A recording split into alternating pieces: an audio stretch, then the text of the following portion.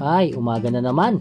Kakagising ko lang. Hindi pa tapos ang almusal nautusan na naman agad ako ng asawa ko bumili sa supplier ng asin. Ito din kasi magandang ilipak. Ang gawa namin sa repacking ay per kilo, kalahati at 1/4. Tara, diretso agad tayo sa supplier. 8 AM kasi bukas na yon. Dito sa supplier nito ay talagang sa warehouse nila mismo ang order. Kasi malaking negosyante talaga may-ari nito, at kahit nung bata pa ako ay kilala na itong kinukunan ko. Ito nga, makita nyo, talagang bulto-bulto na kasi nang nasa warehouse nila.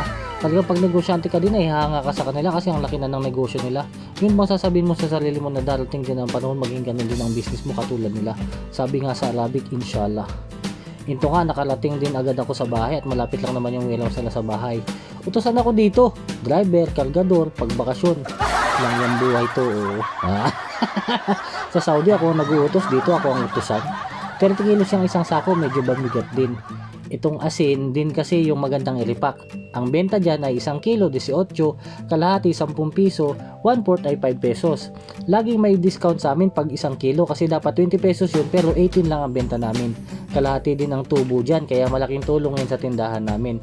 Ayun pa, dumating pa si Emperador. Dami na namang freebies nito. Paano ka OFW? Next vlog ko ibablog si Emperaning.